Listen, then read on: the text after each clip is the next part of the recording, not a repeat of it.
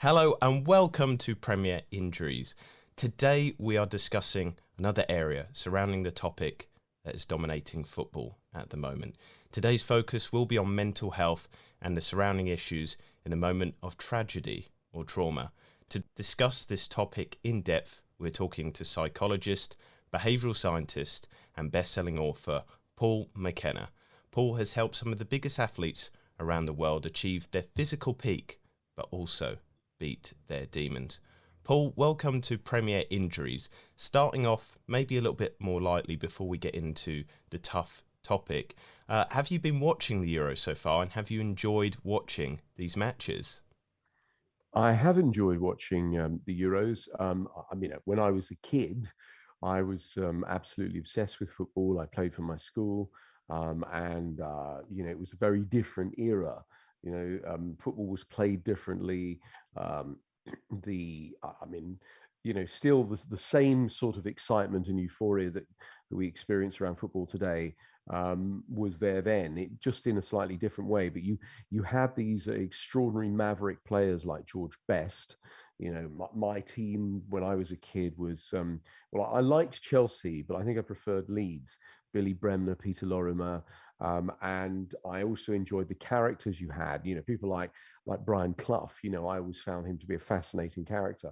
So I was drawn to the game because who wouldn't be if you're a right-minded teenager? And I don't remember really what happened, but I just sort of began to lose a bit of interest. And then when I became well known as a hypnotist about 30 years ago, I got invited to work with various sports people. Sometimes it was in a remedial sense. So because Nick Faldo, instead of hitting the ball at the pin, he kept hitting it in the bunker. Or say with Crystal Palace, they just needed more motivation. So I went down and I worked with players, including Gareth Southgate, to help them with focus. I helped boxers such as Frank Bruno and Nigel Benn, medalists like Roger Black, Steve Backley. I'm trying to think. There was a time when I was working with a really elite set of athletes. I did a lot of work with 𝐒𝐻𝐽𝐻𝐿𝑝, the tennis player. And so even though sometimes I didn't have a passion for a particular sport or even know how the sport was played properly, I have a fascination with human beings. And as we know, the mind and body are linked. So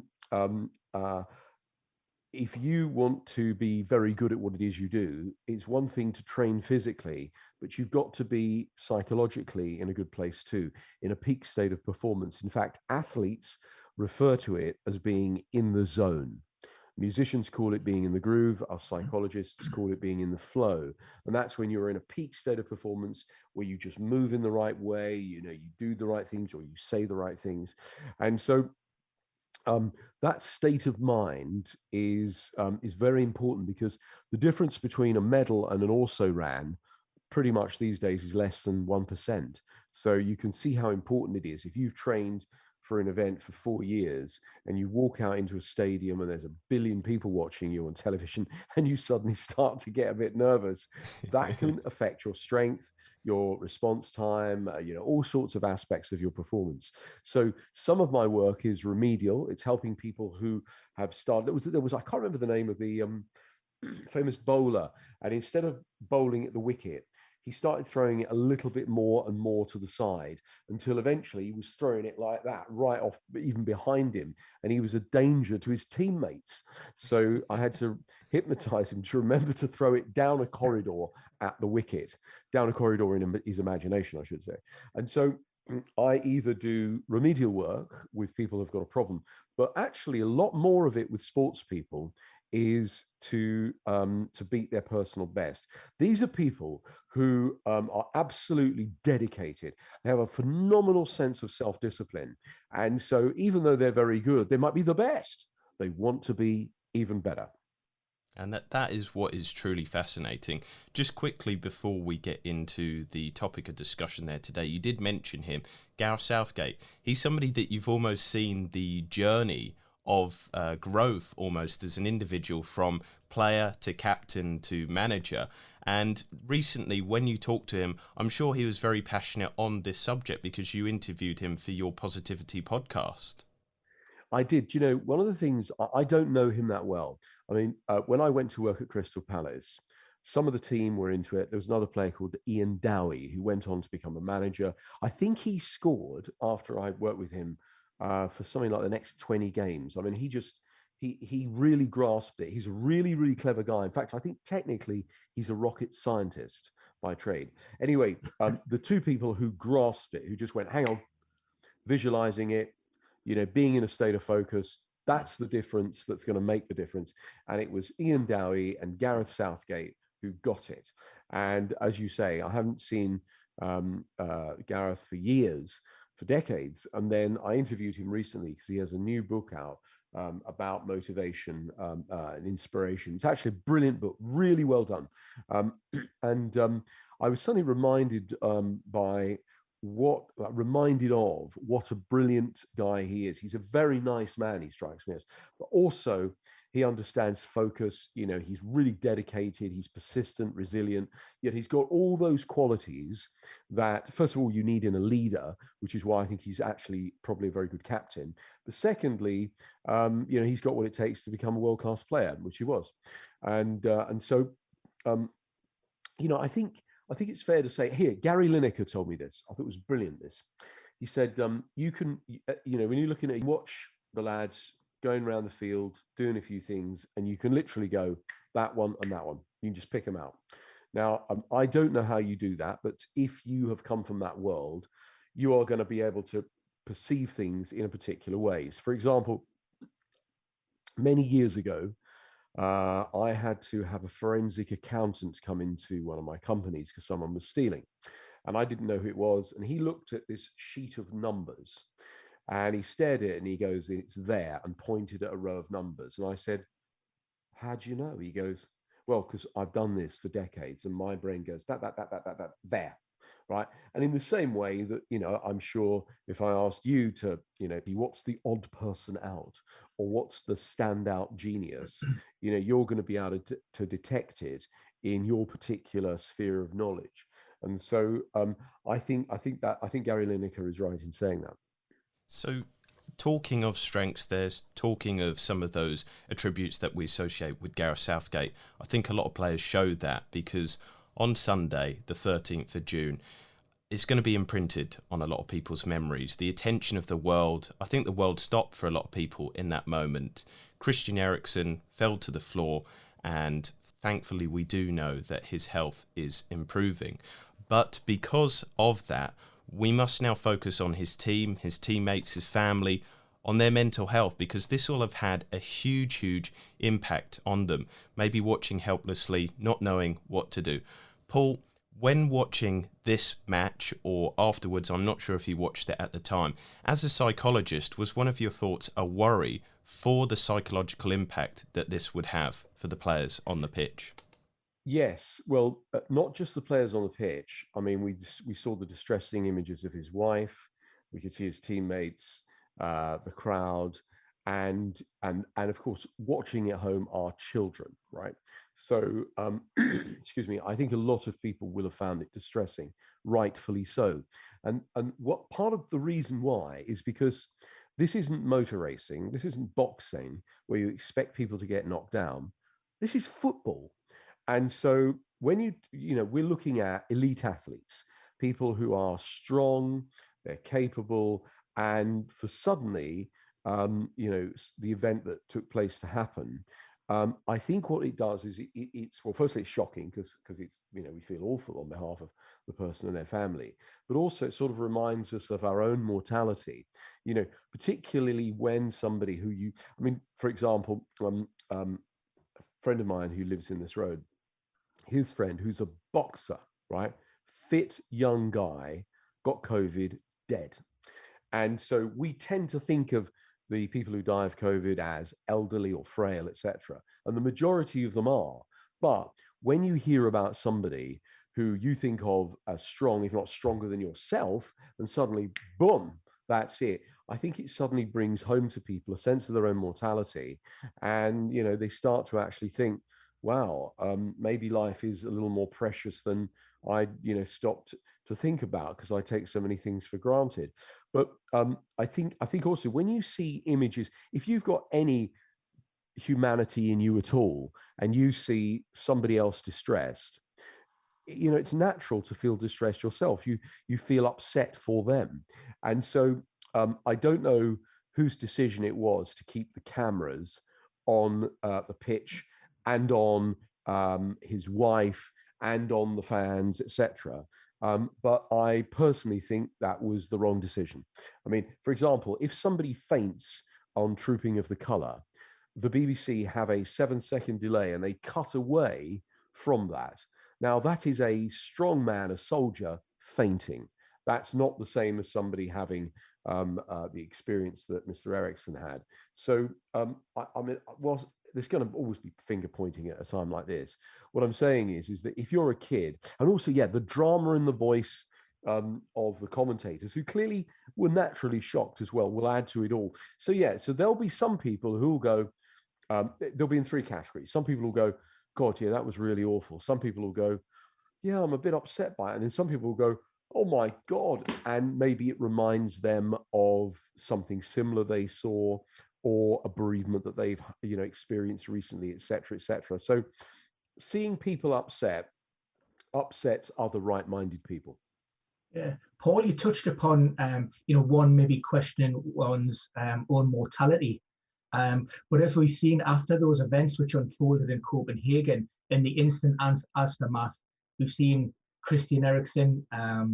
He's been on social media. He's been happy. He's been quite jovial, and outwardly there isn't anything sort of evident there to warn, certainly, that leads you to believe that there are any worries, any concerns there. But will there be a point where Christian Eriksen sort of takes a step back, the dust settles, and the gravity maybe of the situation finally begins to sink in, and that moment of doubt sort of sinks into his mind, and and it may cause him to question whether he wants to return to professional football or not? I think it's a brilliant question, and the answer is yes. It's very likely. You probably remember one of the most spectacular motor racing crashes of all time was Martin Blundell's, where the car flips over and over and over and smashes into pieces. And I remember at the time thinking, well, that's it. There is not a chance on earth he could survive that. He got up and walked away from it. And at the time it was, wow, that was a bit of a hairy one. And then afterwards, he said the full impact hit him. And he suddenly, it wasn't just he thought, God, I could have died, but the consequences for his family. And so, very often you get a delayed response when people think of the enormity of it. Now, so just backtracking a bit on that. Yes, we've seen him sitting up in bed, talking, going, yeah, I'm all back to normal. I'm fine now. However, the incident, not just for him, but for those people who witnessed it, could still easily be traumatic. This is why we call it post-traumatic stress disorder, PTSD, right? Post as in after.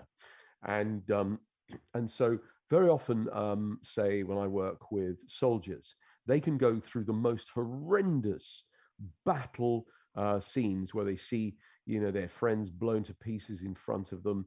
They nearly get killed themselves. They're pulling bits and pieces in the back of a Land Rover and speeding off, and they don't think about it at the time. Afterwards, when they can sit back, relax, and they're out of their fight or flight response, they can then go, oh my God, right? And actually take stock of it. So some people in the moment go into, they freeze. Other people go into a sort of a super survival mode, fight or flight, and other people get it post the event.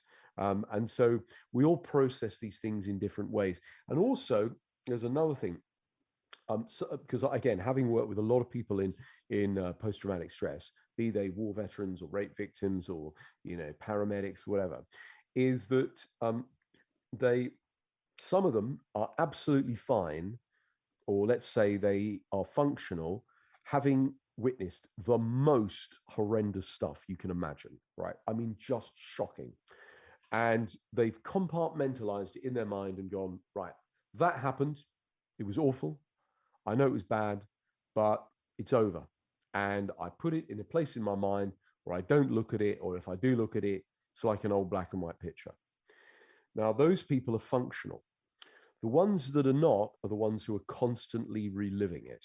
And this is all to do with the mind's survival mechanism. Because remember, the primary purpose of the mind, particularly an area called the amygdala in the brain, is to detect threat and to keep us in a state where we are surviving that. And a good example of this is a phobia. A phobia is a one-trial learning. You get bitten by one dog, mistreated by one dentist, stuck in one elevator, and your mind goes, like this, right? And it wants to get you out, fight or flight. Fight or flight's an ancestral thing where we had to either fight a wild animal or run away, or another cave person, right? And even though the event is over, the mind is still looking for anything that reminds it of the original threat. So, for example, I was frightened of the dentist. And even before, because the dentist, roughed me up, it's a long story. Anyway, so even before I go into the dentist, the smell in the office makes me begin to feel scared. So one element of the original trauma can bring back all of it. Something like with people who are frightened of flying, just getting to the checkout. And when the door goes, chunk, and they think to themselves, I can't get out, like you'd want to at 35,000 feet. But remember that the mind is it's not logical, it's purposeful. So even though there's no logic in wanting to open the door at 35,000 feet, the purpose is survival. So I was frightened of dogs. I got bitten by a couple of dogs as a kid. So I was frightened of all dogs everywhere, whether it was a snarling Rottweiler or a little Jack Russell, because my mind went, dog equal pain, create fear, to get me away. Yeah? So the actual purpose of my mind is to get me away from the dog, to keep me alive. So some of the people that experience because when we all process it in different ways, so some of the people that experienced the trauma of what took place on the field will feel completely different to other people. And nobody's right or wrong. It's just that we have different ways of processing things. So the people that have been through horrendous things can section it off and just get on with their lives, highly functional. The ones that can't, that are reliving it all the time, and if you like, the past is always present, are the ones that will be dysfunctional. I wanted to ask, on top of that, Paul, there, you've talked about people's reactions, and quite often in the media, quite often even in films and literature, people always talk about tragedy having a galvanizing effect. The narrative was going to be that Denmark were going to go on and this was going to inspire them to sporting success. But is this narrative quite often overplayed? Well, just because something bad happens doesn't mean that we all come together and feel, yes, right, we'll show them. That can happen. There's no doubt. No, what it's more likely to have done is to really shaken up all the players. I don't think they should have continued with the match, just my 20 cents, but I'm not a football expert.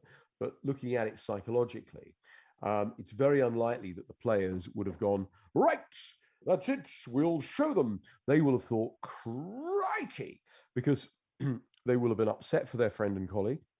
People will also, at some level, be going, could that happen to me? There's something called sudden death syndrome, where people who are completely healthy just die. And because we don't know why, we call it this name, sudden death syndrome. And I don't know about you, but whenever I've heard about somebody who's healthy, my age, who suddenly died, I don't go, right, I'm going to soldier on. It actually worries me. It shakes me up. The only thing I say I would take from it is I go, crikey, I'm really going to live life to the full. See, if we all knew we were going to live forever, we'd approach life completely differently, right? We wouldn't think in the same way. But because we know it's finite, we approach life in a particular way. And because also we don't know when the end point is coming, and particularly with somebody young and healthy, when something happens to somebody young and healthy, that really does bring home the mortality message. So it's more likely to have left the Danish team that day feeling upset, shaken, And, some of them may not have been able to focus as well. I'm not saying they did or didn't. I'm saying it's possible. But certainly after a group of people who live together, work together, been through a traumatic event where one of their teammates, they thought could potentially die. It's not really a recipe for then going out and having a great game, is it? Is my view that the game should have stopped whilst everyone had a psychosensory treatment? Not really. I would have definitely suggested to the team that may, put it on offer, because some people won't want it. Nobody should be forced to have it if they don't want it. But there will definitely be people who go, yes, I would like something that makes me feel better, feel calm, and feel more in control, rather than upset and unable to focus because, of what's just taken place. So I suppose from my expertise in the treatment of trauma, I would suggest that anyone from not just that team, as in players, but any of the coaches, the assistants, certainly his family should all be offered it at least. Not counselling. What you need is a hands-on, roll up your sleeves intervention. In life, you get good and bad people. You get good and bad accountants, good and bad artists, good and bad policemen, good and bad footballers, and you certainly get good and bad therapists. Paul, can I just touch up on a point? Because we now know that obviously Denmark did restart the game on Saturday evening, and it's since transpired that they were put in a position by UEFA where really they were left with very little option but to continue on later that evening. Yes. Now, in terms of those maybe small interventions that you talked about, do you think that maybe something that maybe the sports psychologist or club doctors within that team environment may have administered, throughout the team prior to going back onto the pitch? Or would that be something that would need to be, more of a sort of short to medium term goal in looking forward? Well, I don't know exactly what kind of techniques the doctor and the psychologist practices. So I really can't say. I mean, if I were in a situation where I was a sports psychologist to a team and they were going through some sort of traumatic experience and they were upset, I would have done the techniques that I do with anyone to get them in a better place and be more resourceful. On the occasions I have worked as a sports psychologist to either teams or athletes, my job is firstly to reduce their fear and anxiety. And understandably, people do have that. They feel the pressure before a big event, but it's also to get them in peak states of performance, right? So it's not just remedial, it's actually getting them in the zone. And then there's a whole load of other things that decent sports psychologists, that they use. For example, with a golfer, you have them make an invisible a corridor in their imagination. They hit the ball down, draw the flight path first. If you're in a combat sport like a boxer, you go into slow time. Like Jackie Stewart famously said, he said, I only ever drove fast twice in my life, and both times it scared me.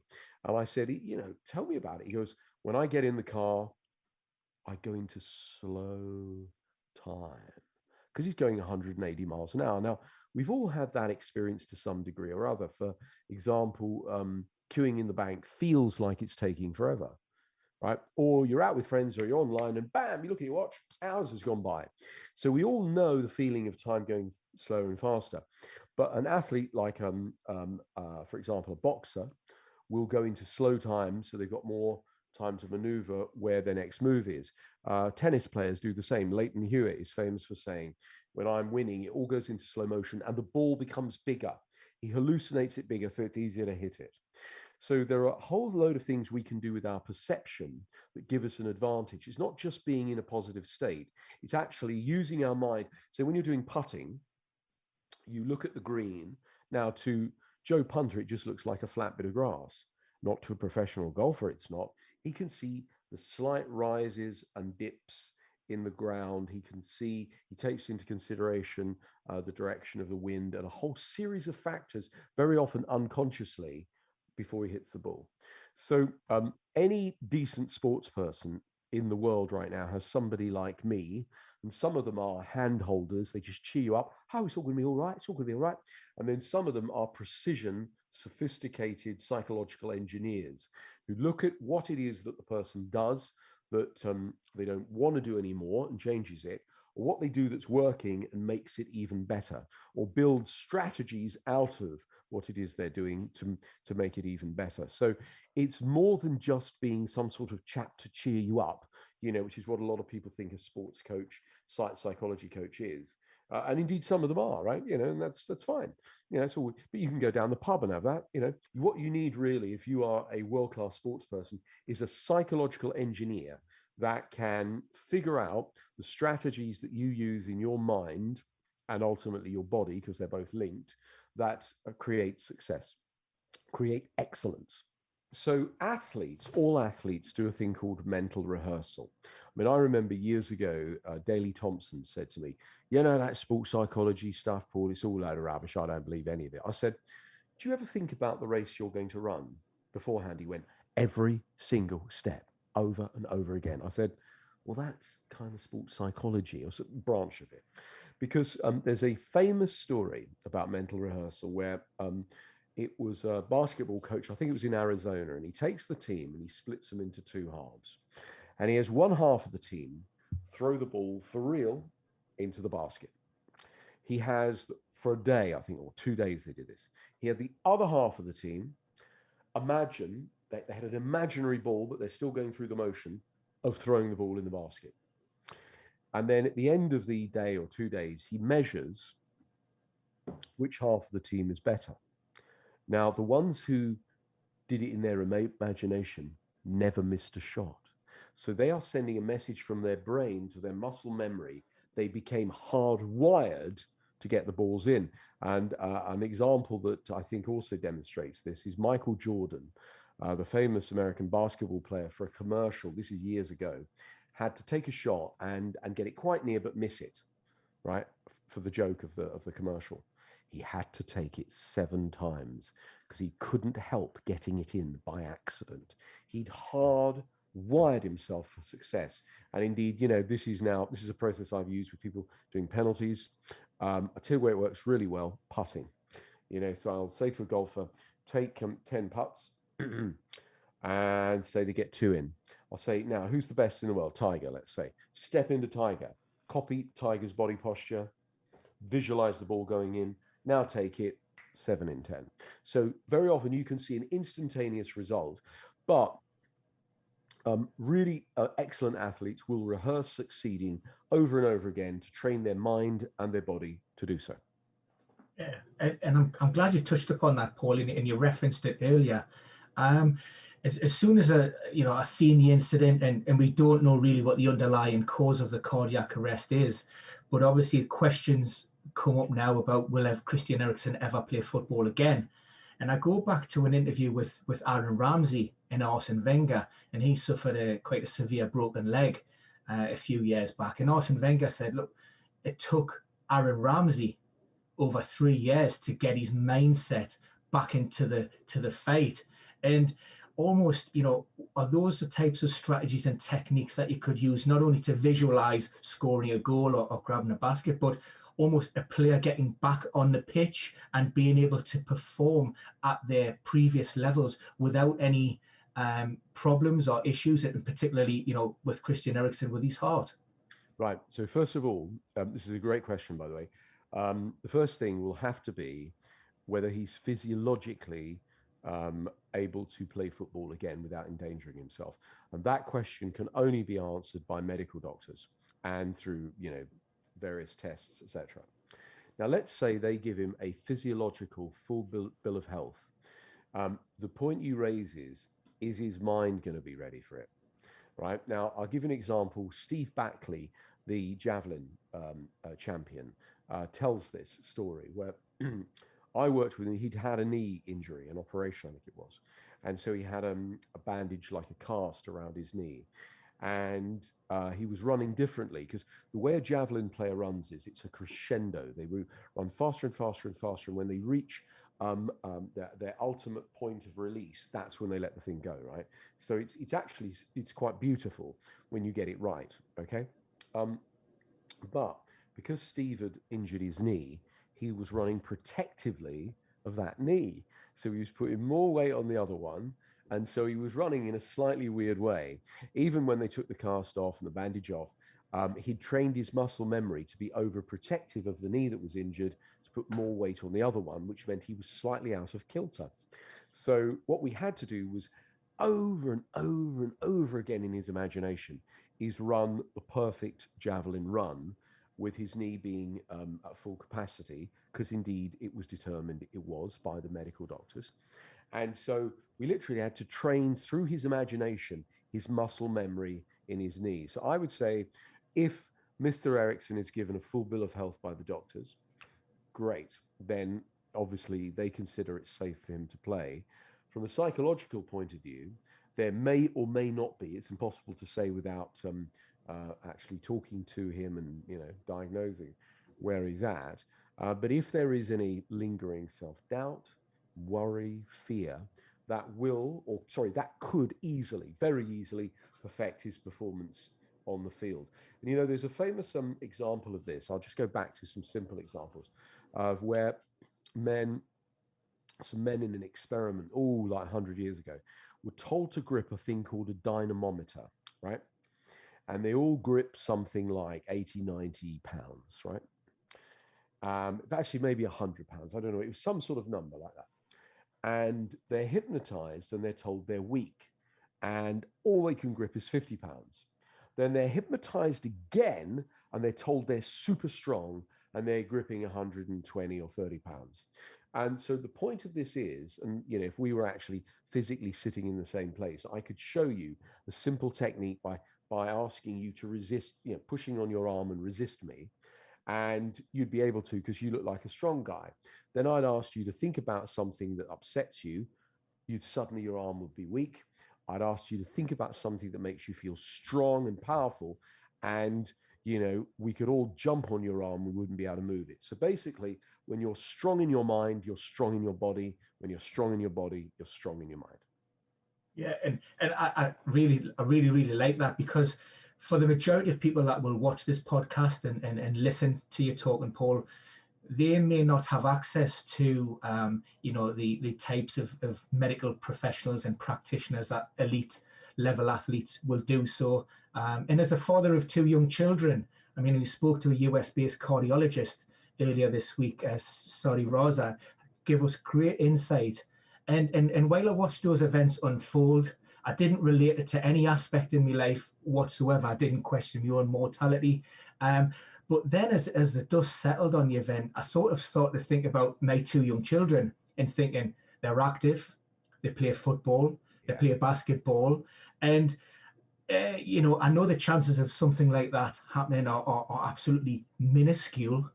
But for myself and maybe other parents throughout the world and anybody else who has worries or concerns about anybody, is there a way of maybe being able to maybe just deal with that or rationalize that, or maybe just help put people's mind at rest? Are there any techniques that you could maybe share to say, look, you know, if you are worried, you know, try to compartmentalize it and, you know, and understand that it's, you know, like I say, the chances of something like that happening are really, you know. Sure. Well, look, I think you raised two really important points there, Ben, which is that having seen those events on television, even if we're not concerned about our own mortality, the natural thing to do as a parent is to think about the well-being of your children, or even your family, your mother, father, etc. That's I think you know, natural. And then you mentioned about not everybody has access to elite therapists, coaches, etc. That's true. However, there are lots of really good people who practice two things. I'm going to suggest. Actually, I'm going to suggest three. A good hypnotherapist, and sometimes they're not particularly expensive. I mean, I can think of a friend of mine in Sunderland who's £70 an hour. He's brilliant. But then, you know, there are lots of people in Harley Street, because they are located in Harley Street, who charge hundreds of pounds an hour. And so just because somebody charges a lot doesn't mean they're necessarily better. And just because someone's got a fancy address doesn't mean they're necessarily better. So there are people who are good hypnotherapists. There are people who practice something called NLP, neuro-linguistic programming. It's a relatively new technology, psychological technology, that is fantastic for overcoming phobias, for changing unwanted patterns of behavior. So if you eat too much, you drink too much, or if you've got some sort of other issue to do with confidence. Now, again, there are good people who practice it and there are bad people. But I can think of a lady that's really brilliant in North London who charges next to nothing. So it's not necessarily down to who charges the most or their address. You could ask your doctor for a recommendation. My recommendation is ask somebody who has had success with a person before. So if you say, is there a hypnotherapist in the area that you've been to, or someone else has who's got a good reputation or a good NLPer? The other technology I'd recommend is havening, as in a safe haven. This is this new psychosensory therapy where you touch the side of your arms. If you put your left hand on your right shoulder, your right hand on your left shoulder, and you stroke the side of your arms, it feels comforting. Now that's because you are hardwired to feel good and to release delta waves in your brain. When you were a child, your mother held you like this and comforted you.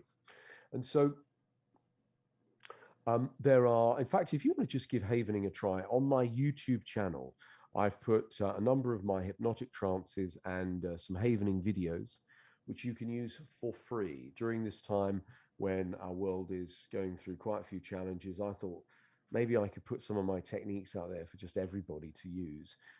And to see if it makes their lives better, which it seems to. And so, again, the things I've just mentioned, hypnosis, NLP, havening, will be of great help particularly to people who are going through traumatic or worrying, anxious kinds of experiences. For sports excellence, so if you're already a pretty good sportsman, or for whatever reason you just want to be better, a hypnotherapist can help you. An NLP practitioner, or master practitioner, really, what you want a master practitioner, will definitely be able to help you. Just continuing there on maybe techniques or things that can help people. One of the things that I read that really stood out to me was Denmark striker Martin Braithwaite said that he had pictures in his head that he wants to get rid of. And I think that this is an experience that a lot of people who've had trauma or terrible incidents, this image does stick in your head, and you've talked about it yourself on here. How does someone get on top of this reaction to trauma? How do you disempower the image? Right, this is a great question. So I would say go and see an experienced practitioner, master practitioner of NLP, neuro-linguistic programming. But I'm going to give you an example right now. I want you to think about something that, when you think about it, makes you feel really good. Close your eyes if it's safe and appropriate to do so. And remember a time you felt good, and return to it like you're back there again now. See what you saw, hear what you heard, and feel the good feelings all over again. Make the colors rich and bright and bold, make the sounds loud, and make the feelings really strong. That's it, like you're reliving this wonderful experience all over again. See what you saw, hear what you heard, and feel how good you felt. Oh, yes, that feels absolutely fantastic. And then stop and open your eyes and come on back out. Now, you should be feeling quite good right now, yeah? And that's because the human nervous system doesn't know the difference between a real and a vividly imagined experience. So, for example, if you tell your heartbeat, speed up, come on, speed up, it's not going to do it. But if you close your eyes and imagine walking down a dark alley late at night, and then suddenly hearing footsteps behind you, your heartbeat will quicken because you're giving it an experience of arousal. Let's try this though. You see, at school, we are taught what to think. We are not taught how to think. So what I'd like you to do is remember a mildly uncomfortable experience, maybe an argument you had with somebody, or something that was very frustrating and upset you, or just something that made you think, oh, damn, when I think about that, it just really upsets me, annoys me. And I'd like you to remember that now, just for a few moments. And as you remember it, I want you to float out of yourself. Float out of yourself and see the back of your head as you move that picture that movie further and further away from you. So you can see the back of your head and that whole incident moving 10, 20, 30, 40, that's it, all the way off into the distance. And now drain all the color out so it becomes black and white, and make it transparent like it's on tissue paper, and then send it away. Now, the principle that we're using here is that when we're inside a memory, it has greater, or indeed something we want to have happen, it has greater emotional intensity than when we're outside, when we're disassociated, yeah? Like it's happening to someone else. So if somebody has pictures in their head that are upsetting them, they need to change them. Because the only way to feel good or bad is either to remember something bad that happened, or imagine something bad that could happen, or either to remember something good that happened, or once again, to imagine something good that could happen. So basically, we're continually all day long running movies in our head, saying things to ourselves that are creating our feelings and our decisions. So we're remembering, say, times that we did really well and that lifts us up, or we're remembering times we failed and it brings us down, or we're thinking about and imagining things going really well and we're excited, or we're thinking about things being really bad and then we get frightened and upset, and lo and behold, it becomes a self-fulfilling prophecy. So that brings us full circle to why it's important to visualize winning over and over again. Visualize all the potential problems and challenges that could get in the way so that you know the answers ahead of time. I just had one final question, Paul, and honestly, I found this chat really, really good, insightful. I loved it, by the way, so thank you for that.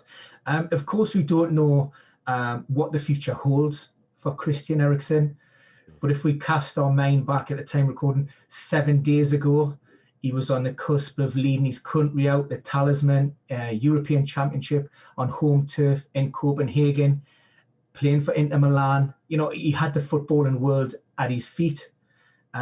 24 hours later, that could potentially it all be taken away from him. As a 29-year-old footballer whose world's being turned upside down, and we don't know what conversations are being had, but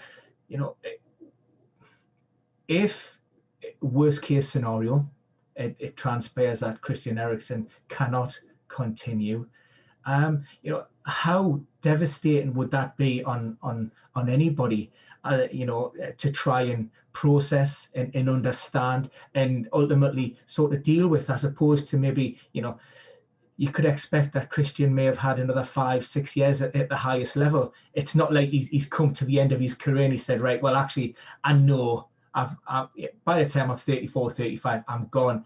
He's almost in the prime of his career, and it's been taken away. How difficult is that going to be for Christian at this point in time?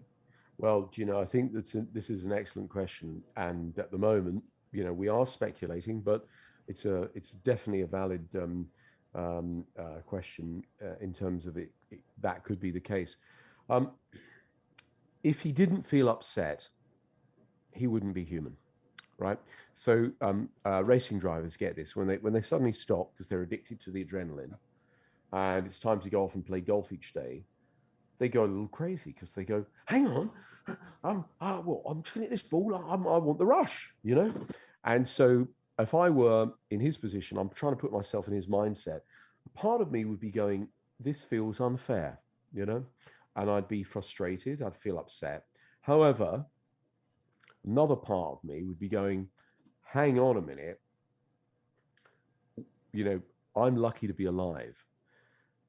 Had it been much worse, not only would I no longer be here, imagine the devastating impact upon his wife and children, his family, and I mean, frankly, it would just ripple out everywhere. It would be awful. So I'm an optimist.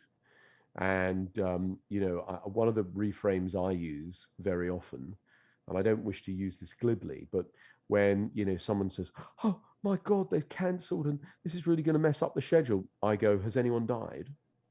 Well, no.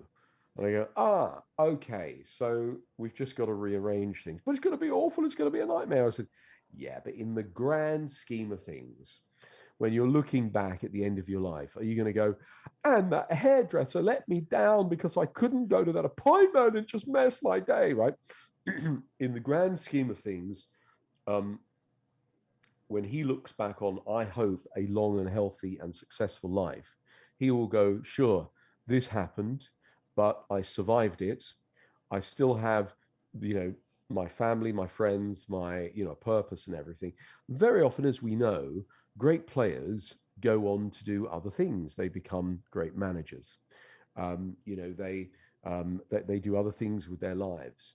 And so whilst that period of adjustment is where the challenge is, I would hope that whatever the outcome is, whether he's able to play again or whether he's not, first of all, he's got a loving family. You can see that.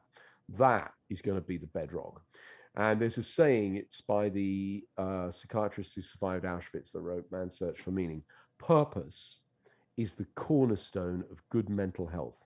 So even if his purpose isn't to be a footballer any longer, he's kind of done that and been brilliant. What's the next chapter of his life going to be? What's his purpose going to be about?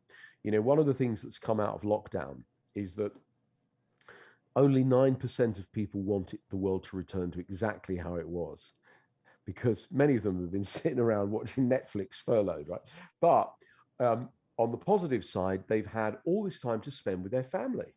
They've had all this time to, be with their kids, to go on walks, to meditate, to read, to exercise, to do things that they just didn't have time to before, because, people were in a sort of relentless race to see who could be the busiest. And so in many ways, whilst it won't be a comfortable time initially, I would imagine, there will be the opportunity to reset and go, actually, what's really important to me? When I first did this process where I went out to the end of my life and I looked back, I went to myself, I don't wish I had more money in the bank, more fame, more power, or a bigger house. I wish I'd loved more, laughed more, spent less time being competitive, and spent more time with my friends and family, enjoying the really wonderful things that I was taking for granted because I was so focused on my career. And so it was a bit of an epiphany moment for me. So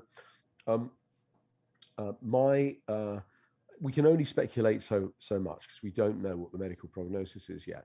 But either way, I certainly would hope he has a happy life. And I think it's very possible that he will do, particularly if you've got those people around you that love and support you, and he can find a purpose. If he's been a great player, he could be a great manager. Listen, Paul, thanks once again. I'll just echo exactly what I said 5 minutes ago. I've just been sitting here enthralled. Loved absolutely every minute. Thank you so much. Just taking everything in. I'll listen to this podcast over and over again, and I'm sure I'll gain a lot of insights. And hopefully, at some point in the future, when schedule permits, we'll get to meet each other. Yeah, we'll chat again. And everybody who has watched and listened to this podcast, please feel free to leave comments in the box below. Premier injuries, what a stage, what a guest. If this is a sign of things to come, I absolutely hope so. But for now, and thanks once again, it's a goodbye from me and Jason, and until the next time, I hope you enjoyed it. Thank you. No, it's been a real pleasure to talk to you and Jason today, and I really appreciate the conversation. God bless.